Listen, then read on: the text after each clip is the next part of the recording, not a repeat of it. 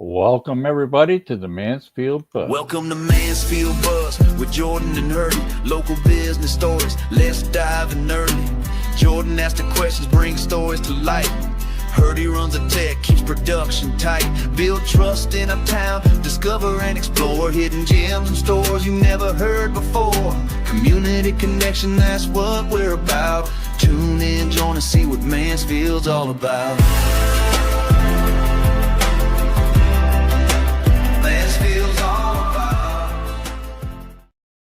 Oh, yeah. Everybody, welcome to the Mansfield Buzz. It is Thursday, 2 o'clock. And for all you people listening from all over the place, that's Central Time.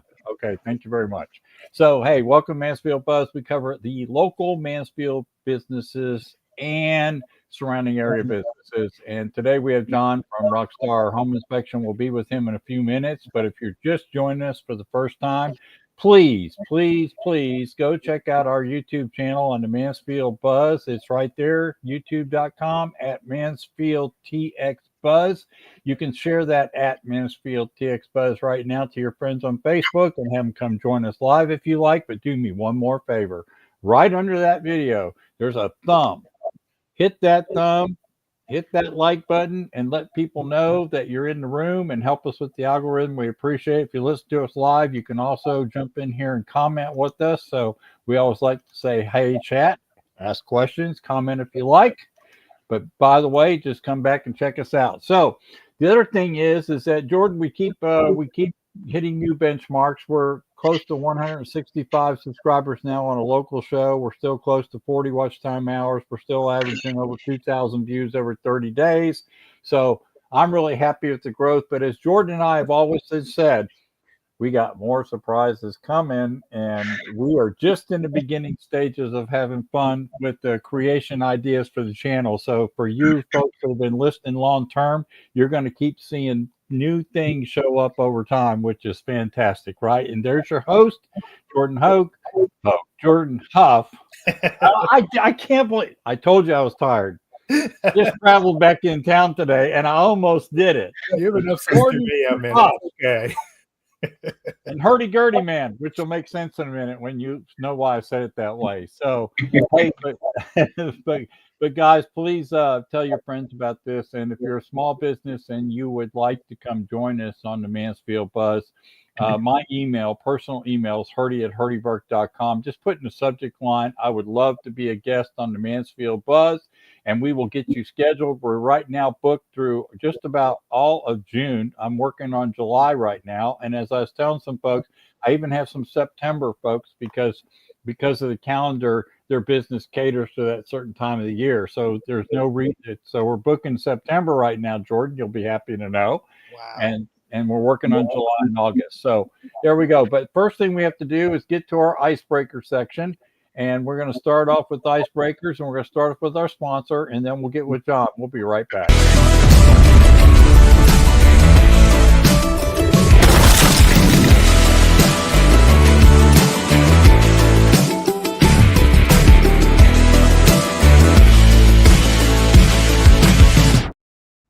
All right, everybody. So we have a sponsor. We love our sponsor. They are LibertyTaxDefenders.com. This is a statement they like us to read as part of the sponsorship for the show. We are Liberty Tax Defenders, your premier tax resolution firm.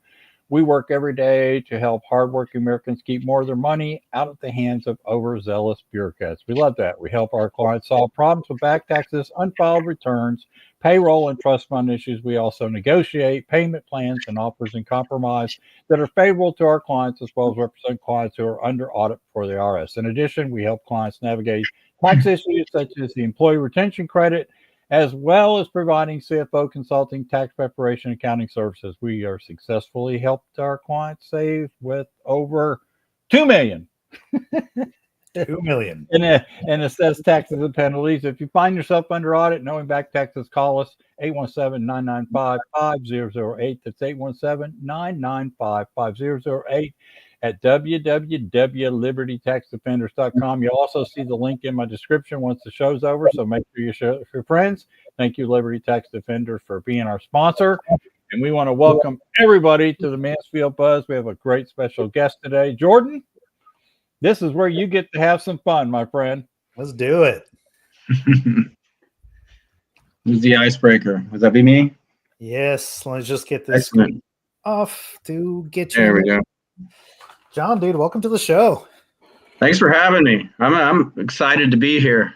And I was gonna say that opener, your buffer, it actually kind of keeps the cadence of that old Donovan song, the hurdy-gurdy man. Here we go. It's got it almost has the same chord structure. I was thinking about it as it was playing. I was like, man, this is great. Donovan playing a new style of music. Well, anyway, the guitar's over there. Go pick it up. I could probably play that for you if I was feeling at all inclined. Yeah, you don't have to. But you don't have to. That's fine. But anyhow, so the hurdy-gurdy man. Thanks. I don't know, dude. Like live performance at the beginning. I mean, I know talk shows do that. That'd be cool. We don't mind acoustic. We don't mind acoustical at all. You know, but another day. But the bring it back on an encore performance. Yeah. But I was going to ask Hurdy, did you get a lot of fun out of the use of your name when you were growing up? I really actually did. I think I told you hurdy-gurdy, hurdy-turdy, hurdy-burdy, herky-jerky, all those kind of things. But when the Donovan song came out and I was young, you know, I was 60s, right? I was probably still in junior high when it came out. And on my banana bike was the hurdy-gurdy man. There you go. The hurdy-gurdy. Because all my friends would take to the house and get out Donovan's record and go, check this out, man. You got a song about your name. That's a great song. It's a great name. You know, it really sets you apart. So that's certainly a lot better than John or Mike or, you know, Steve. You know, but of course, you know, you're the only one in school who can get in trouble with that name. Everybody knows who you are, you know. Yeah. So the drawback to being a hurdy is that when you mention the name, everybody knows who that is, right? That is. If you're in that circle and they know me, right? Everybody knows who that is. Even if you're in a small town. Somebody said in high school, Hurdy did that. That was bad, really bad. I'm sure it helps you keep your nose clean, though. Oh yeah. Yeah. Cool. But tell everybody, John. Tell everybody what George's probably going to ask you. What was the hurdy-gurdy? The hurdy-gurdy was a medieval instrument that it used a lot in Ireland. That it was used for worship services, but in the more contemporary times, it's used for busking. And you see guys on the corner playing the hurdy-gurdy. It's kind of got a crank on it on one side, and it has keys on the other. You press down on the strings, and it makes a kind of a neat sort of violin sound. And they're really cool instruments. The original hurdy-gurdies were two-man operations. You had one guy who would turn the crank, and you had the other guy who would sit there and play the keys. Yep. Which is kind of fascinating. Because during when we moved into the Baroque period, that instrument was replaced by the pipe organ, which at that time was also a two-man operation. You'd have one guy on the bellows pushing wind or creating air, and you have the other artist who is actually creating the music. Wow, so there's a history on my name right there in front of God and everybody. Okay, thanks very much. We're going to get into the tall grass today, boys. That's fine. I don't mind that at all. So, Jordan, did you check out his name? Yeah, so that was going to be my next question. You know, it wasn't part of the scripted icebreakers, but I got to ask you, Wing Zero. That's an old gamer tag. It's also attached to a Japanese animation, a giant robot animes, you know, and it started as a gamer tag, and when I was playing online and in LAN parties, it just stuck. And so it's more or less become part of my online persona. And for a young audience out there, right? I'm just going hates us. Yeah, what were some of those games, John? What is a LAN party? Oh, the LAN party. Yes, that's when you would get a whole bunch of gaming consoles and link them up together using hubs and Cat 5 cables. And you'd have, 4 or 5 televisions set up, and we'd all play in groups of 4 and have the big screens segregated into quads, and we'd all shoot each other up.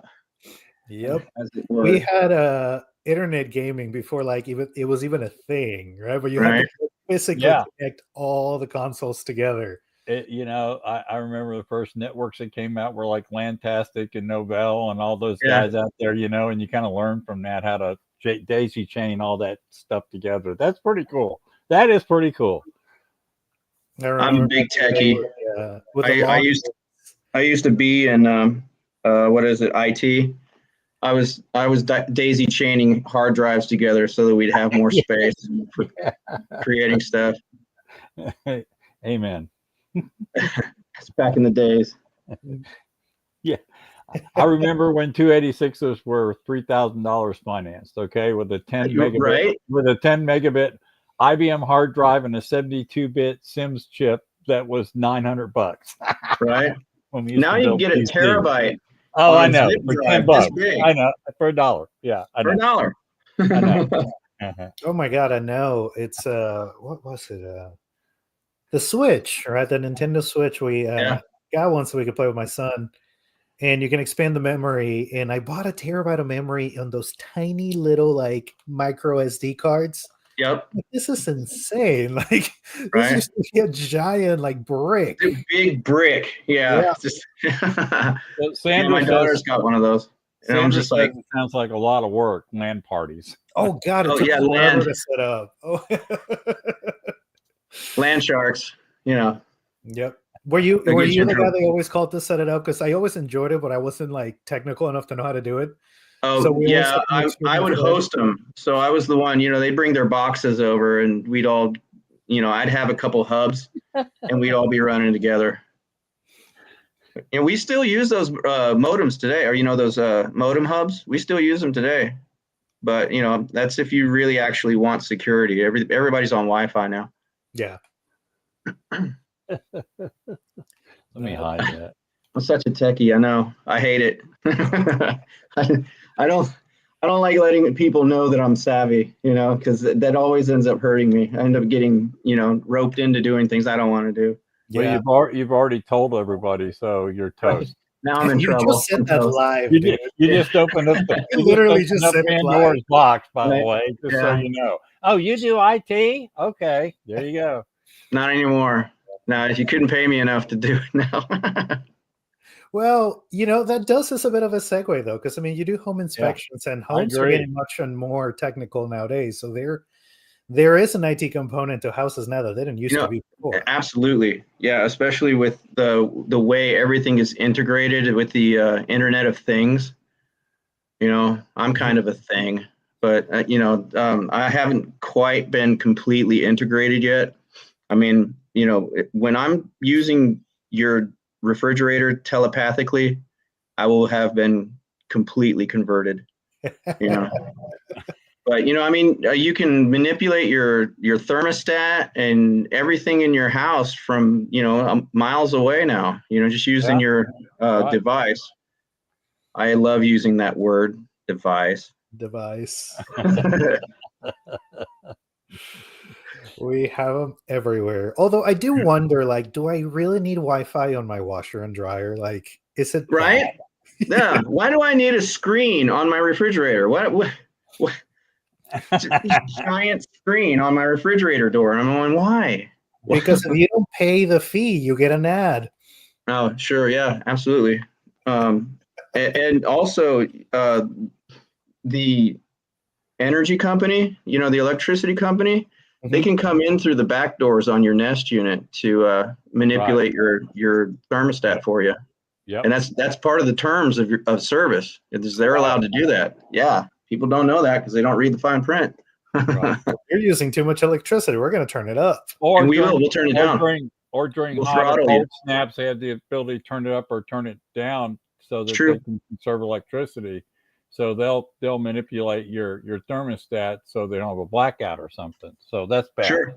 Yeah. I mean, there's good with the bad. Right. That's wild. That's cool. And I mean that is a really great segue to home inspections, because that's I would assume that's something you could actually tell a client when you're like looking around. It's like, hey, it's a really nice connected house, but did you know?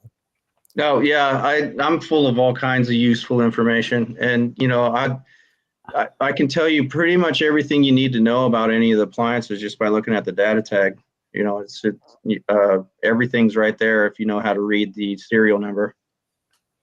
It's pretty Wow. fascinating, and if you do it long enough, it's rapid fire. I can look at a air conditioner or condenser on the exterior. I can tell you within about 4 digits when it was made, and what SEER it is, if it has the correct tonnage for the house.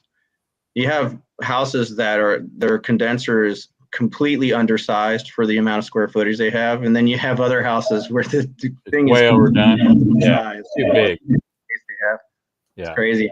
I had both things in the last couple of days. I was looking at a new build that was like 2,200 square feet, and they only had a 3-ton single unit condenser that had been split zoned, so that it was split so that you had 2 thermostats, one for the upstairs and one for the downstairs. And I was like, you might have trouble in the hot days, but it's working today, And then just this morning, I saw there was a house. It was about 2,000 square feet. It had a 5-ton unit, and it was tall. It was massive. And I was like, well, you will never have to worry about your air conditioner struggling to keep up. It was huge. You now have a refrigerator for home. It's true. And that place got cold quick. It was a 1990s house, and houses built before, say, early 2000s did not have an adequate amount of insulation in them. 5 to 9 inches. That's not nearly enough, especially in these climates. You need at least 10 to 16 inches of, good blown in insulation up there in order to have a decent amount of, it's called R value, which the R stands for resistance.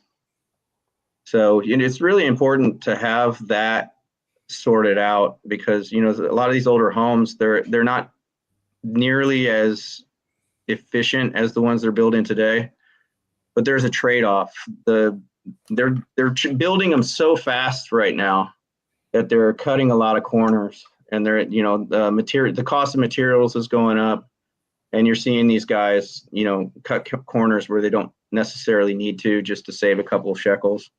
Yeah. But I think that all really started during the late 80s. During the late 80s, we had people that built their own houses. When they were ready, they built their own houses. And then somewhere in the early 90s, we moved into this contractor housing subdivision thing that we're doing now, where everything's cookie cutter. Nobody really has any say as to, what the brick style or the type of trim or any of the things that go into a house. 40 years ago, wives would have, these wedding parties, and they would get these books called, what was it called? Better Homes and Gardens. And inside of those Better Homes and Gardens would be plans for houses. And that's why you see houses from that period, they're all different, because everybody had more of a say into what was going into their house, whether it was a bungalow or a ranch. Right. And down to the brick, whether or not it had a fireplace or staircase or any of these other things. And now we've gotten into these homes that, everyone looks like the one either across the street or 3 doors down. That's so interesting. That's wow. I didn't know that, but that makes sense, and I can see the progression of how things have gotten a little bit out of control. I remember back in the day when my parents and other parents would look at the Southern Living magazine and the Better Homes magazine and look at those house plans, trying to see if they could emulate a build, because they were really sophisticated and cool. Seriously, these were Yeah, I They were remember. legit. When Yeah. you just brought that up, I just went, "Oh, I remember that." Yeah. Yeah. And Cool. after the bride got married, and Yeah. she would pass those books on to the maid of honor, because she was, of course, the next expected to be married, and so those Better Homes and Gardens would go to her, and she'd start planning her house. Right. That and the Hardy Boys. But go Yeah, ahead. the Hardy Boys. Yeah, I grew up on that. Oh, that's funny. Throw me in the way back. Hardy, be quiet. Be quiet. So let's backtrack it a little bit and hit it from Yeah. the beginning, especially now that you give a little bit of context. I want to ask you, what is a home inspection, and what do you inspect? But really, what I also would love is to kind of frame this, because as you said it, now we have this kind of a weird dichotomy going on. Like, older homes are probably built with better material, but they're not quite adequate. Then you have newer homes that have all this new technology, but like half of them are just slapped together. Oh, So man, there's more than half. So, a home inspection is basically a non-invasive, visual looking over the house. You get about 3 to 4 hours to go in there and, play with all the pegs and bells, and, use the house under normal circumstances. You get to play with a thermostat, make sure that the air conditioner is running, making sure that the heat kicks on like it should, checking the appliances, looking at the house's structure from foundation to roof, and making sure that the house is, at least compliant with the building standards of the time of the period that they were built, and just understanding things that might need to be repaired, things that might need to be improved, and then also if you have like appliances or utilities that need to be either repaired or replaced, like the condenser or the heater, the water heater. The water heater is a big one. Water heaters generally only last 10 to 15 years, and that's even with the new tankless styles, because Texas has hard water, really hard water, and so those that sediment traps and cakes on the interior components, and so if you don't flush them regularly, that stuff accumulates.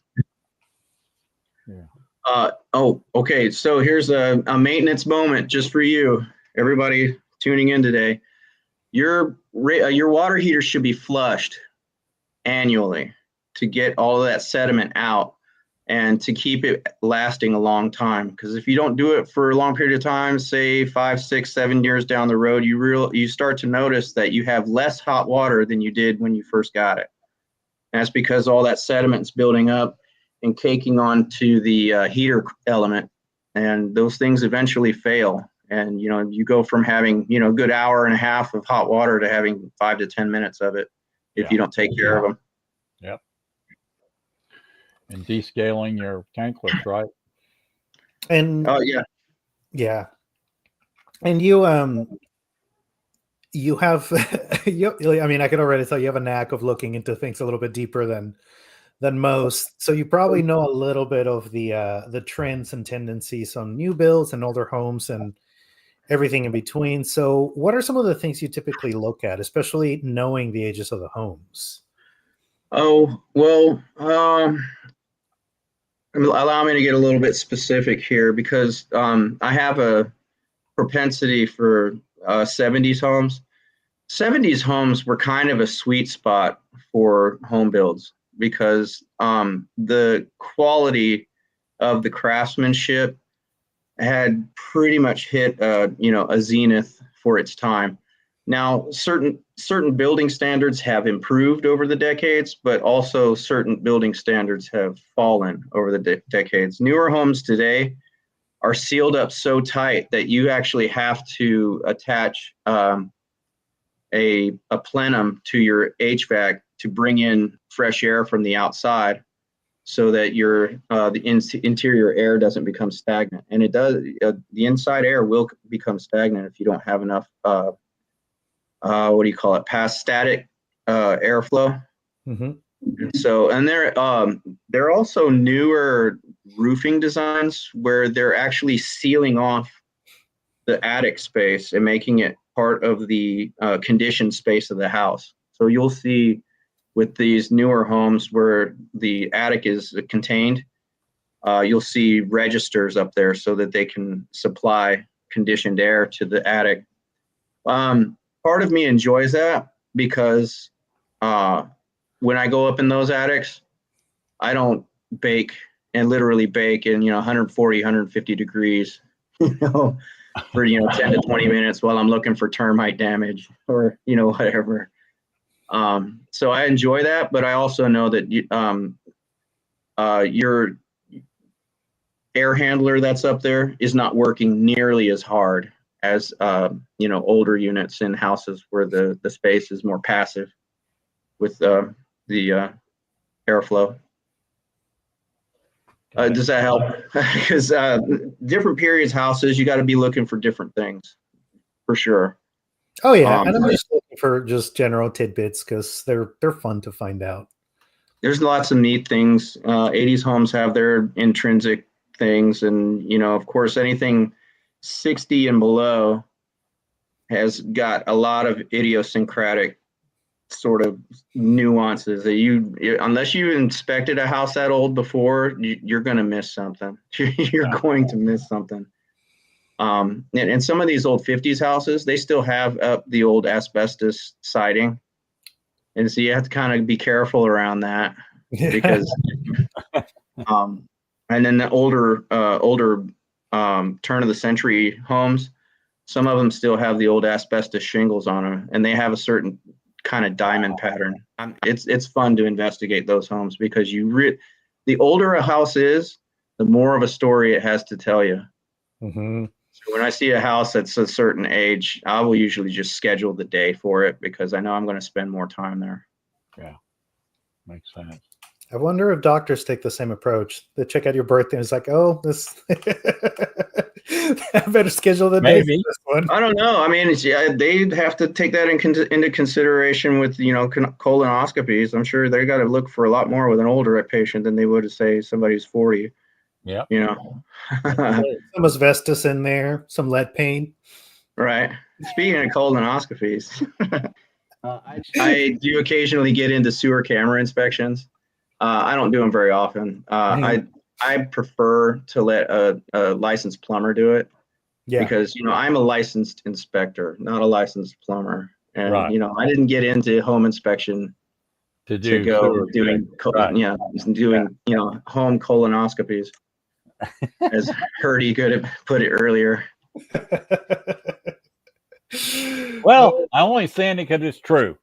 It is true. I get to know what everybody eats. I don't really not necessarily want to know. I don't either. So move on. Right. Moving on. Now, one of the things I was going to ask you too is just a home inspection is not actually required, is it? Well, as far as there is no state regulation that makes home inspections mandatory or compulsory. But when you're buying a house, the real estate agents, the title companies, the lenders, the real estate, just across the board, they really strongly suggest that you get a home inspection. Whether it is you're about to list the house or you're going to buy the house, they strongly recommend you get either a pre-listing inspection or you get a pre-purchase inspection. Because for the people listing the home, they're going to get a lot of information about things that they might want to take care of before they put the house on the market.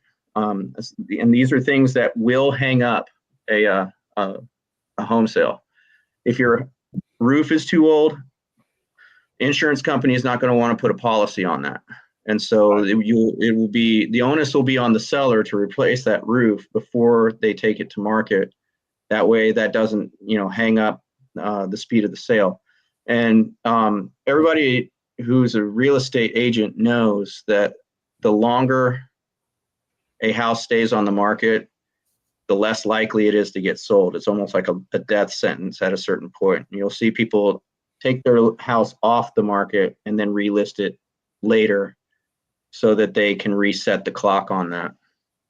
Yeah. And then with purchasers, this is the single greatest investment of your life. You want to know what you're getting. And the best way to do that is to have an experienced, seasoned professional go in there and look over the house and give you as much information as you can get on that unit before you lay down the money, or allow the bank to pay for it for you, and you spend the next 30 years with the nightmare of buying a lemon or a what do you call it, money pit. Yeah. And I would think that not only the inspection is good for that person that is thinking about purchasing that home, it also gives them a negotiating tool too, doesn't it? That's absolutely true. And so that would be super important. So by all means, you're protecting the realtors get the home inspections because it's part of what they like to do. But the purchaser needs to do a home inspection on top of that to make sure that it's accurate and make sure that there's things that weren't discovered or need to be evaluated. Is that what you're telling me? Yeah, it's important that the people listing the house disclose as much information as they can about the house, but they don't always do that. And a home inspection will help. A home inspection will help reveal things that may not have got put on the disclosure report, or the people listing the house just weren't aware of. Just got missed. Just a natural thing. You don't know what you don't know. Yeah. As a matter of fact, if you've owned your house for 3 years or more, I strongly recommend you have your house inspected for a maintenance check, so you will know what needs to be taken care of. If you haven't really looked at your house that much, you don't realize that your eaves are starting to decompose because they haven't been painted in several years, or that your air handler has not been maintained, and then it needs to be serviced so that it can continue operating at peak performance until it gets old enough you need to replace it, or perhaps you do need to replace it because it was 15 years old when you bought the house and now it's 18 to 20 years old. So that's also a good reason to have a home inspection. So it's not just limited to those two things. Yeah. And I remember you talking about it before, just, the house being in a constant state of entropy. So it's true. It continues to dilapidate, maybe slowly, but it's just in that process. And you'd be surprised how, how kind of snowblind you become just being in that environment every day. Your eyes will miss things. And when you get a fresh set of eyes, an experienced person come in and look over your house, they'll be able to tell you things that you probably didn't even know. Yeah. Wow. Cool. I love it. So you said, definitely before you list the house, get a good idea of what's going on so you know what repairs are going to be required. Right. Before you buy a house, makes sense, so you know what you're getting into, especially so you're not surprised. And for especially first-time home buyers, it's if you don't have buying a home is a stretch goal.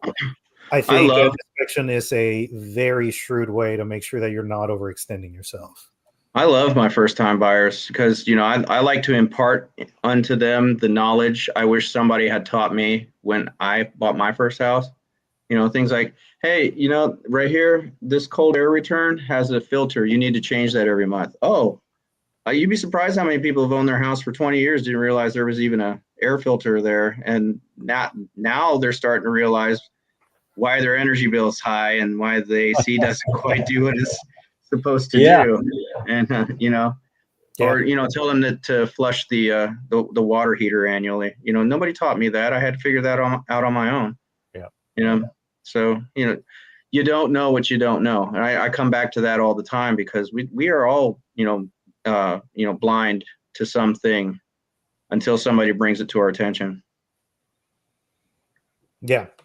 And then you talked about every 3 years.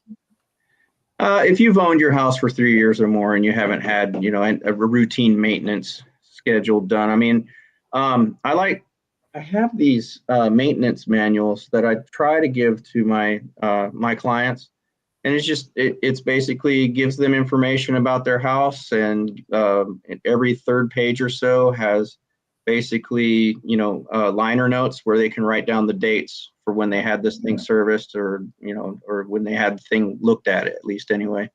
And so that you can maintain, keep up with a regular maintenance schedule of your house. And if you can do that on your own, you don't necessarily need a home inspection. But if you haven't done that for 3 to 5 years, then absolutely you need to get somebody to come in and educate you on what's going on with your house before it falls down around your ears. Yeah. And I hadn't really thought about it, but we get our cars checked out habitually, Right.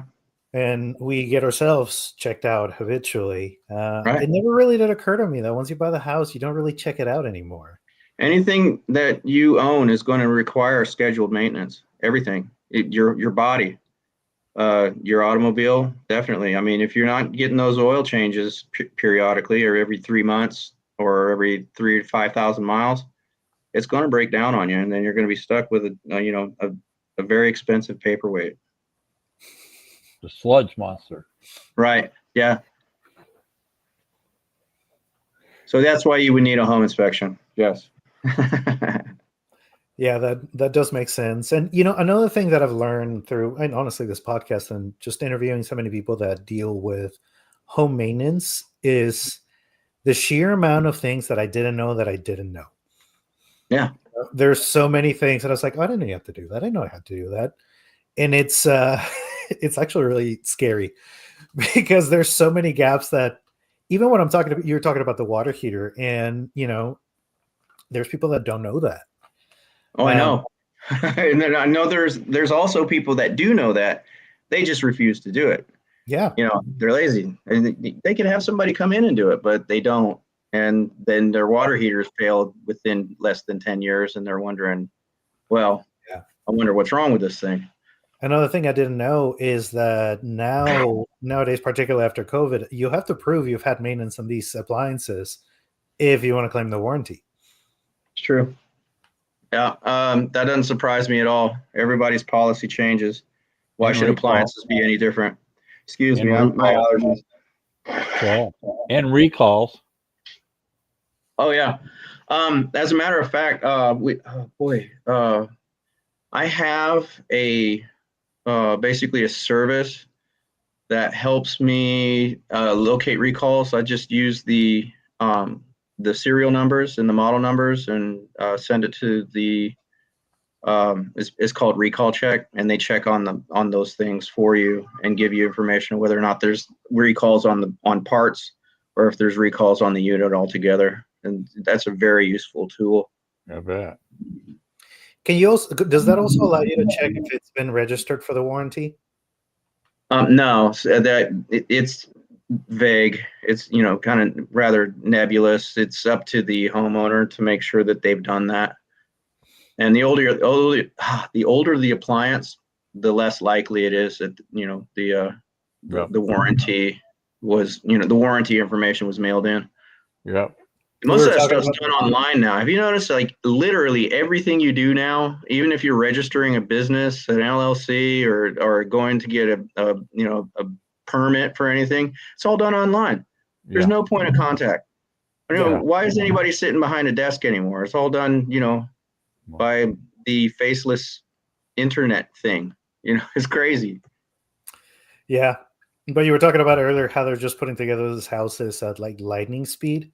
Another thing that has been brought up is that those houses get finished, turn around, sold, and nobody ever bothers to register the warranties. And this is brand new appliances that are perfectly well within, reasonable operating times, and they just never get registered. You probably wouldn't be very surprised at how few people actually, take advantage of that warranty, and that's why we still have, part replacement shops, within a mile of home, where you can get the parts that you need for your refrigerator. And if you're willing to do it yourself, then do it yourself. Otherwise, you're calling the 800 number and having somebody show up, some maintenance tech who wears, his name on his shirt.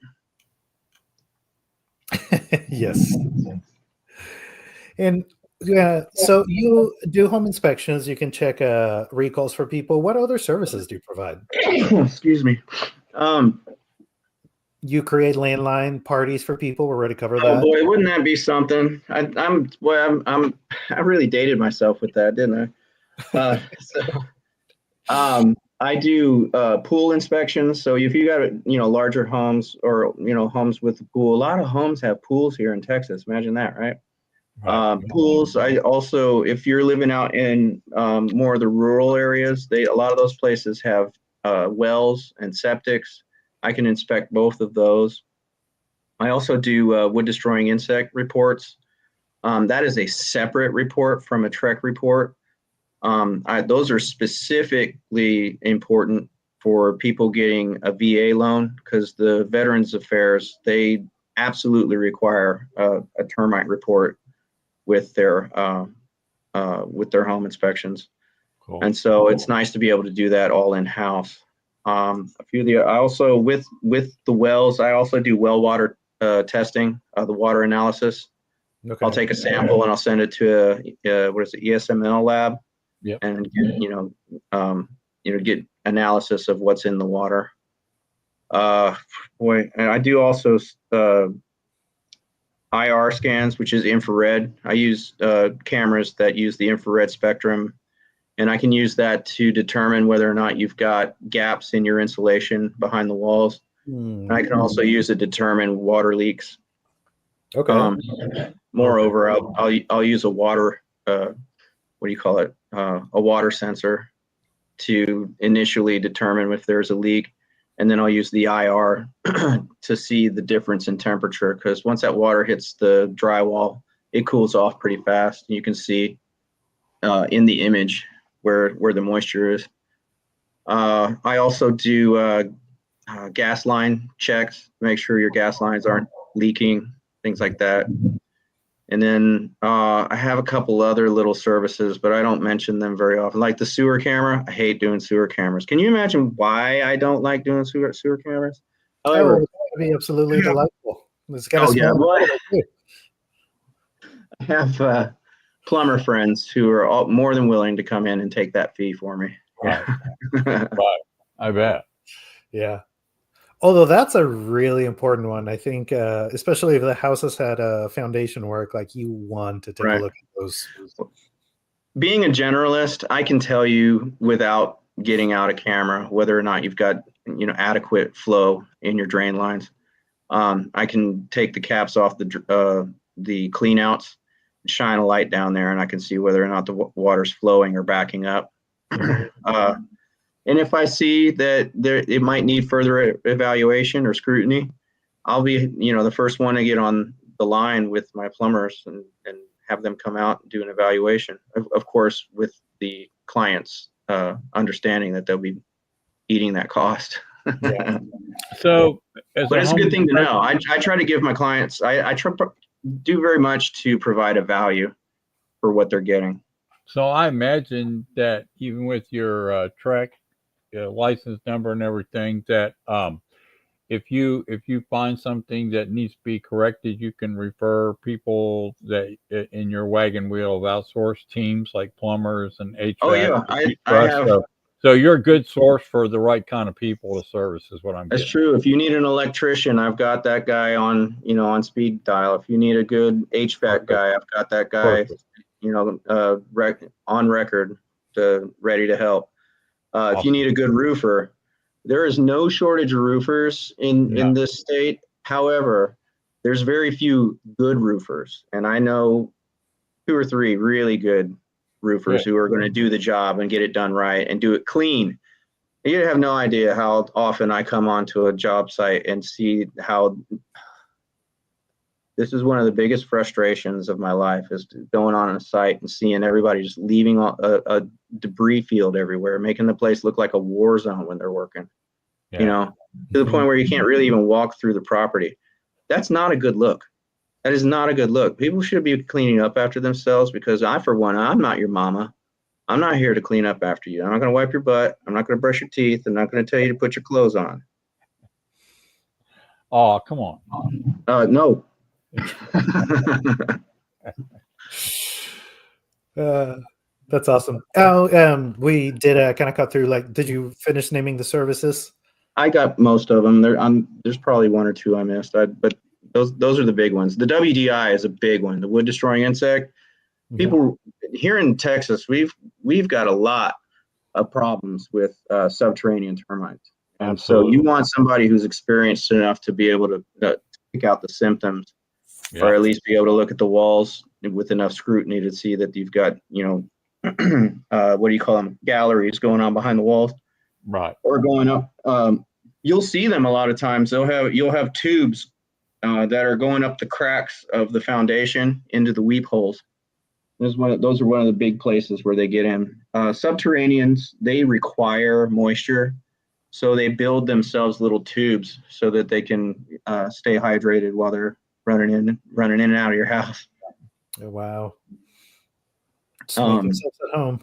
Yeah, another thing that we have a lot of down here are carpenter ants, and those are a little bit harder to determine. But generally, you can find evidence of them in the attic or in the crawl spaces, because they'll be leaving highways up and down certain members of the framework. right, and sawdust and windowsills, stuff like that. Yeah. Drywood termites, you'll see their waste. They're looks like little football-shaped pellets, and you'll see it on the sill. If you tap the top of your windows and a little bit of dust drops down, you can look at what's on the sill, and there'll be these little football-shaped pellets. It's fascinating. I know that I know that. Oh, that's funny. Sandra, tell us how you really feel, John. Yep. Didn't I already?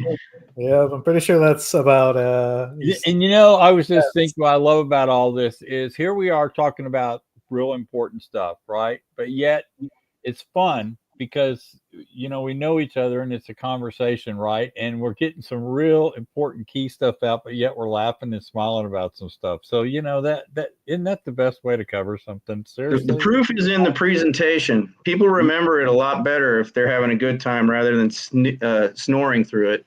Exactly. I've had clients come in on early morning inspections and go in one of the bedrooms and just sleep on the floor and tell me, "Wake me up when you're ready." Okay, all right. Now just do the inspection, and there's sawn lumber in the back bedroom. It's crazy. Just laying on the carpet. Man, that sounds like my brother.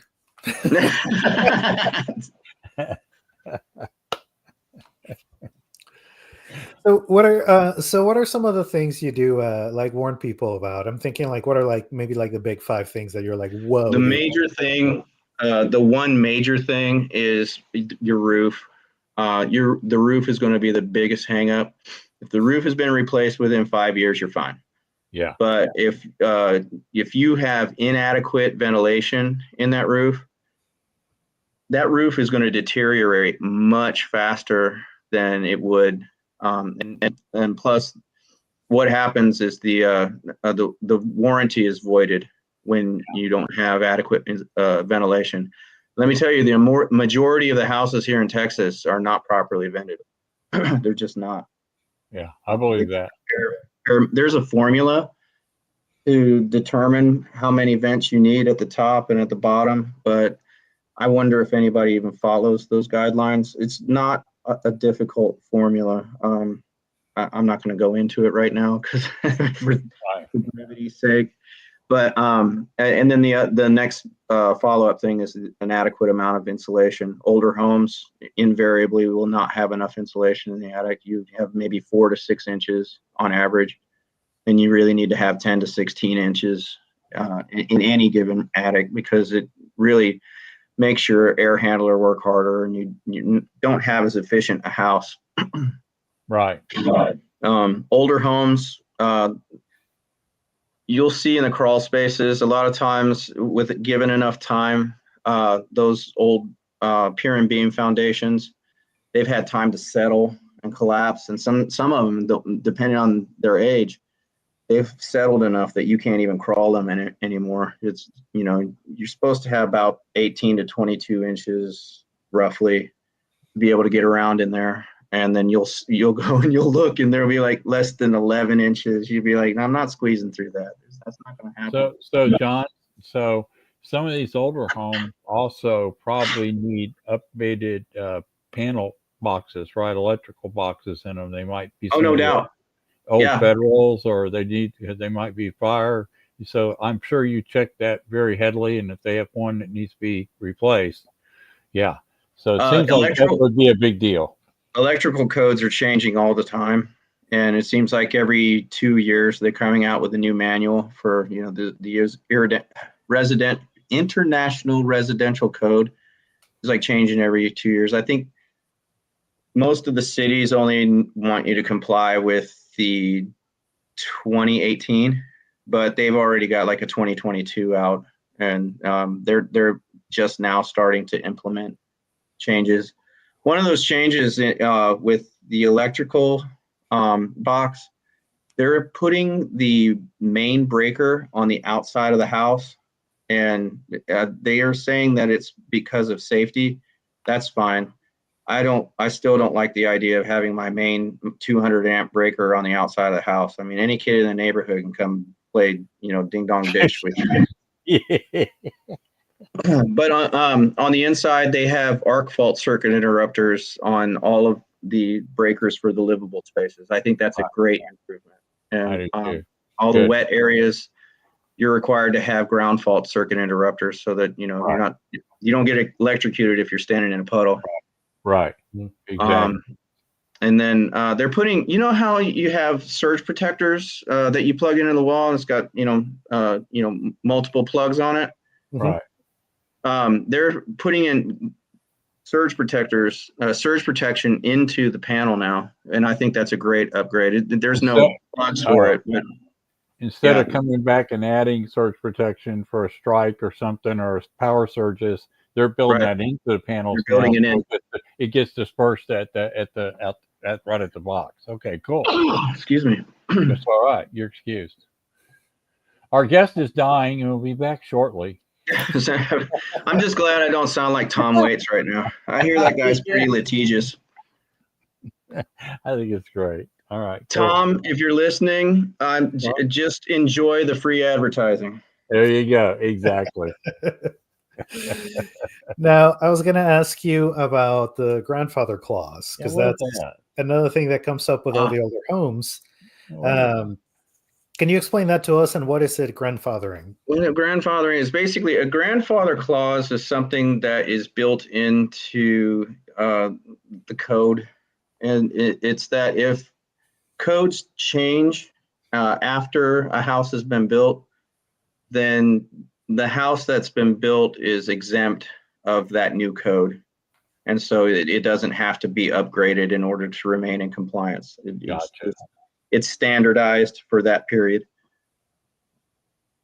I think that's probably the easiest way to explain that. It's just like, okay, my house was built in 1970. Am I going to have to put all this electrical stuff that I just heard about into my house now that I'm selling? No, not necessarily. You don't necessarily have to comply with that. If you choose to upgrade your electrics, that's fantastic. Please do. But you're not necessarily required to do that. Yeah, because the rules change constantly, unless it's something major, right, that could really hurt your house. Right. You could be in a cost prohibitive environment for a very long time. Well, like you were saying with the old Zinsco panels that have a tendency to fail and cause electrical fires. Yep. You can't even get that technology anymore. It's been, so long since they phased it out. So if you see a Zinsco panel, I mean, heck, you should start a museum because, hardly anybody even sees those anymore. Right. You'd be hard pressed to find one of those stab lock breakers. You'd be really hard to find one. Yeah. You'd have to find some old Sparky who just keeps that stuff in his garage, I know a lot of people are adding generator plugs to their panel box too. So if they have to switch it from the panel over to a plug-in generator for power failures, right? They have to switch over, right? So I don't see that as often, but what I am seeing more and more are these solar panels. Yeah. And the technology is still so new, and there's a lot of things that can go wrong with that. Not to mention the fact that it actually ruins the finish on your roof covering materials. So they're busy putting, anchors into the roofing down to the decking, and they have to seal that up. And they put rubber boots on it, and if they're doing their job, then they're doing their job. But there's always a chance for water leaks. With a home, that is the number one destroyer of homes is water penetration. Yeah. And along with that water penetration, it invites all the other destroyers, your wood destroying pests, your molds, all that. You're screwed. You can be, but I don't want to take a big fat dump on electrics, photoelectrics. I think it's a great technology in theory, but I don't think we're doing it right, because a lot of times those panels are tied into the grid, and you're supposed to be getting kind of a kickback on your energy bills. A lot of times that's not necessarily true. And not to mention that if there is a power failure, the grid, it's tied into the grid in such a way that it shuts down your panels. So you're not really getting the benefit of having those things installed in the first place, which was to be more or less self-sustainable and off the grid. So let's talk about that a little bit, and not to get in your way of your house inspection. So I don't have them, but if you have solar panels, you should have a battery system that conserves what you're getting from the sun, because they don't work at night. They don't work at night. There's no way. They don't work very well in the rain either. There's no solar sun. Panels don't work at night. But some people get the solar panels, but they don't get the battery system, and so they only work during the day, and they have nothing in reserve, and they can't sell back their power to their utility company. Those batteries are expensive, man. I know they are, but my point is, if you're going to go that route, oh no, you absolutely should have a battery backup. You should put the money aside to have the battery system installed with it. That's all. If you can build your own battery system, just go down to the auto parts store and buy yourself a bunch of those, car batteries, and build yourself a giant battery cage. Right. And then, you don't have to do it, according to Solar Tech's proprietary brand. It's not necessary. Right. I mean, again, I'm getting back into techie world. But that's okay. We'll cut you off here in a second. I just thought I'd let people know solar does not work at night. Okay. Yeah. Well, I mean, they'd call it lunar. We're talking about with a lunar battery. That'll be interesting. Yeah, that's what I want. I want the lunar battery. I want that. Yeah. I want the moon. I want the moon panel. But you only get full power one night a month. Right. Right. Come on, man. And on batteries, do you encounter them? Is there a certain kind you prefer? No, everything's tied into the grid. People aren't even thinking that far ahead. They really aren't. They think, oh, well, no, I've got these solar panels. I'm safe. I'm good. No, you're not. You're better off just getting a gas generator and leaving it outside. Agreed. Agreed. All right.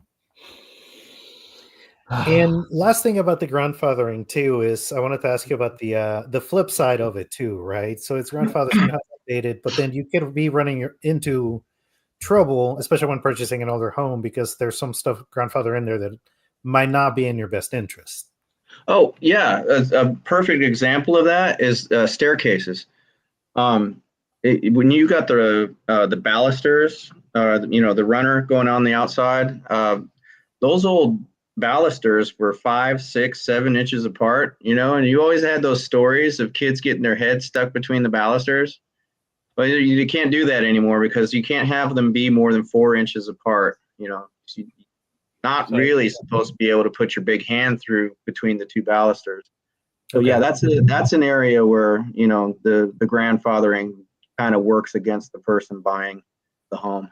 So John, Sandra says, and I think she's right, when you put solar panels in, you have the ability to lease those panels or personally own those panels, correct? And so yeah, they have different contracts. Right. So you could possibly have a lien put against you if something went really terribly wrong in your life, right? If you're leasing those. So there's things to consider. But that could be there's a lot of things. that could cause Yeah. that. Okay. That's Good true. point, Sandra. Thank you. Yeah. You had also mentioned potentially finding asbestos shingles and things like that. Yeah, if you want to deal with the mitigation of that, you have to call in a hazmat team, people that do. know how to deal with that materials. Absolutely. You know, one of the things that I love about being a home inspector is that I've gone from doing repairs to just recommending repairs. Yeah.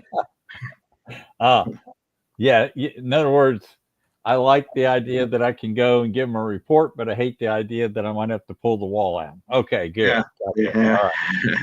But I was And wondering, is something Go as ahead. dangerous as asbestos also grandfathered? Yeah, because what they tell you is if you have that old stuff, leave it in place, or hire a professional to dispose of it thoroughly, properly. Yep. And that usually means you're out of your house for, if it's a roof, you might be out of your house for a day, because if you got a good roofer that knows how to deal with those materials, these roofers today, man, even if you got a large roof, it doesn't take them more than 2 days to get it up.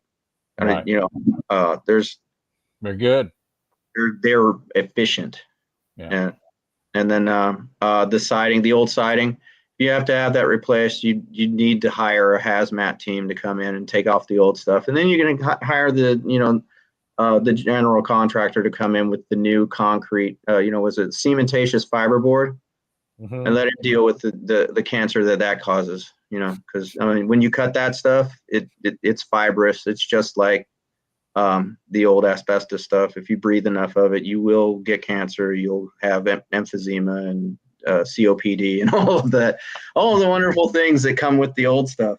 Right. With the Gotcha. new stuff. Yeah, it's new stuff, but it does the same thing, serves the same purpose. That's crazy. So I hope we have thoroughly terrified our viewers. So now they're like, oh my goodness, I definitely gotta call John because I don't know what's going on. Thanks for making me spend money, you guys. Okay, there you go. Yeah. So if they want to call you in, because they definitely want to learn to be able to look into this, how much do inspections cost? Well, it's a range. The cheapest guys out there, they charge probably $350, and you're going to get basically the probably less than the Trek standard. I've seen some of these reports; they're scary. Looks fine. This is like like a mental checklist that was kind of written down. Right, the home inspectors that provide a value and provide a service that is above the Trek minimum standard, it's going to be around $500. You might get it, $20 cheaper. You might, but it really kind of goes up from around the 500 threshold. That's what the going rate is currently. And then, if you have add-ons, that's going to make it more expensive. The general add-on is another $100 per item. And John, typically what comes in on a report? Do you show picture, images, videos? What do you give? As a matter of fact, I give you all the information that I can. There's the written side of it, and it goes from the report notes. There are lots of photos taken. I don't usually do a lot of videos because I don't think they're necessary. Plus, they take a long time to upload. But images do. Yeah. Yeah, there's a lot of images. You'll see my reports are generally 35 to 50 pages, and it's loaded with images to back up the notes that are written. Cool. Okay. All right. And if you really want a comprehensive look at your house, because you're either one, wanting to protect your investment, or two, you want to see what you're getting yourself into, what kind of range do you recommend? Well, I try to avoid the term comprehensive for legal purposes. We give thorough visual evaluations of the information. What exactly are you asking me? What is the general range of things? I mean, it can, like I said, it starts at 350 and it can. No, I'm just more wanting to speak to the people that like to do things thoroughly. Somebody that wants to look at a thorough look through their home, want to make sure they're covering all bases. They're being more, more of a shrewd investor that is looking at this home long term, whether you own it or you're about to buy it. Sure. What about it? Just how much should we budget for that? So, for example, I haven't. Like I said, you want to start at about $500. And the real question is, how much is the house? The median house right now is around 500,000. And, comparatively speaking, when you're looking at at purchasing a house at $500,000, $500 is a drop in the bucket in relative terms. Mm-hmm. And what you're paying for with that $500 is peace of mind that you really can't put a price on. The peace of mind that it buys is invaluable. There's no, it's like having a jewel that you can't, that you can't part with. I agree. And I wanted to ask you too, for people listening to, like, what areas do you service? Yeah. Oh man, I just got asked if I would do a home inspection out in Sulphur Springs just now. Just looking at it. So I mean, I go everywhere. I'm like Johnny Cash. I've been everywhere, man. I just drove through there this morning. Thank you very much. I bet you did. I did. Well, this is YouTube, so people don't have like a idea of kind of like I do the greater DFW Metroplex and some of the a lot of the surrounding suburbs. I mean, I've been as far as Denton. I go to Hillsborough. I've been to Weatherford. I've been to Gun Barrel City. I mean, if you know where Gun Barrel City is, that's a drive, baby. But like I said, Sulphur Springs. You're talking about Cedar Creek Lake. Yeah, you go south. That's cool. I go all over the place. So pretty wide open area geographically. I try to stay within the Metroplex, though. I mean, if you really want me to come out there, you're going to pay a mileage fee. I'm just you have to, and it's smart to do that. So. You were telling us earlier, and then we'll hop to the website here, Rockstar Inspections, which I really love. I love the name, Rockstar Inspections. I do too. The point is to make the buyer feel like the rock star. I know I'm a rock star, but I'm really more of the road. I completely understand that. So one thing we talked about pre-show before Jordan came on was, you've been experimenting a little bit, which is right up my alley. So I got to talk about this because it's YouTube, and you created some shorts. And what amazed you? Oh, I did these shorts, and within a day, I had like 1,500 views. It was unbelievable. None of my regular YouTube videos has more than 10 views, but I cut a few of them into shorts, and then all of a sudden I got 1,700 views. I'm just like, how did that happen? But then I did one yesterday about the sewer camera inspections. I don't know why I did that. That was stupid. And I only got like 10 views. I told you did. The question is, do I do sewer camera views? You just answer. You don't have to show it. Nobody cares. Oh, well, I did one today about, the way people don't pick up after themselves on these new constructions. Right. And it's, I called the video War Zone, and that's taken off. I got like 500 views on it already. It's crazy. That's cool. That's good. So the point is you can't hurt yourself putting content out there that gets you shown locally, right? To your Google business profile, YouTube, absolutely, TikTok, Instagram, whatever. So John, thank you. We bumped in an hour. I cannot tell you that we've already been on an hour and 8 minutes. It just amazes me how time flies on. We had a good time. That's how it happens. Right. And I love that. So sit tight for a minute. We're going to let everybody know we are back next week. We are live at 2:00 on the Mansfield Buzz. John's Rockstar Inspections. Go check him out. He's in several of our local Mansfield Network groups. He participates in the collective, and he also is part of the Mansfield Network group. And come meet him, come say hi, come get his card, do a one-to-one with him. But anyhow, this guy knows what he's doing. He's been doing it for a long time. So everybody, thanks for joining us on the Mansfield Buzz. Y'all have a great day, and we will see you next week. Bye-bye, everybody. Bye, y'all. Assalamu alaikum.